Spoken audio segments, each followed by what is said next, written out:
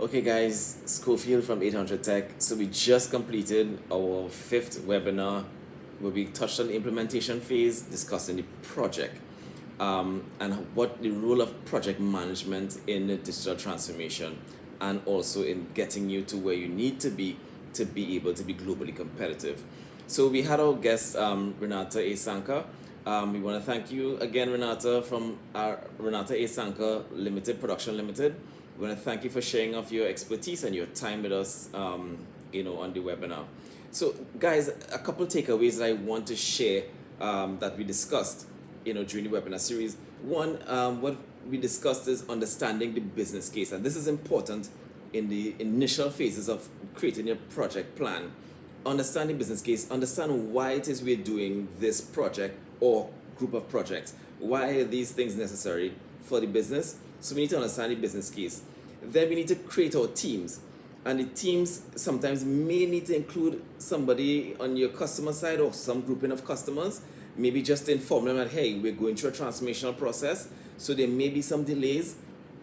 Also, we need to define roles and requirements, internally. So we're going to have stakeholders, we're going to have the approvers, we're going to have managers, technocrats, you're going to have the consultants if you have consultants on board. So everybody, we're going to define their role and responsibility. But a key part that Renata indicated is that sometimes you may need to communicate with the customer to let them know, hey, we're having a transformational process going on. We may require your input, or we may need, you to understand that this is where we are at right now. We are improving to serve you better. Then also we have the project scope and deliverables, creating that project scope that will enable us to completely understand all the elements that are required to achieve our milestones. So these are important parts of the project that we need to keep in mind.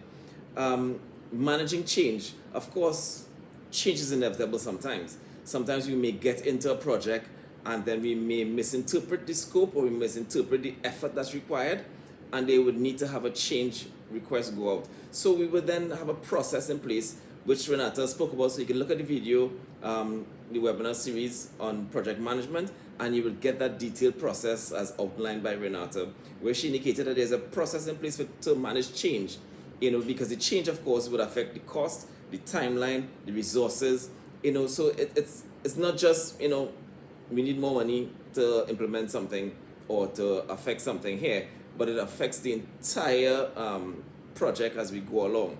And then the most important part, which is my personal favorite, the lessons learned register. The lessons learned register will actually help you to understand what you did well in this project, what you didn't do that well, and how we can make improvements for the next project, or what you can take from this particular project that you did really well into future projects and help you to accelerate and have more successful projects as you go along. So those are the 5 key things I want you to take away. But most critical, there's a question that I asked Renata.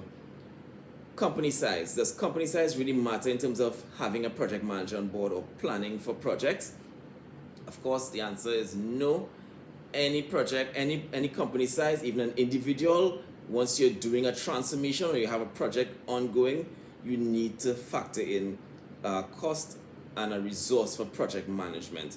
All right, that is so important. It would ensure that your deliverables are met at the end of the day in the way that you described. So thank you guys for joining in. See us again next week, Thursday at 2 p.m. for 5 steps to become globally competitive. Thanks, guys.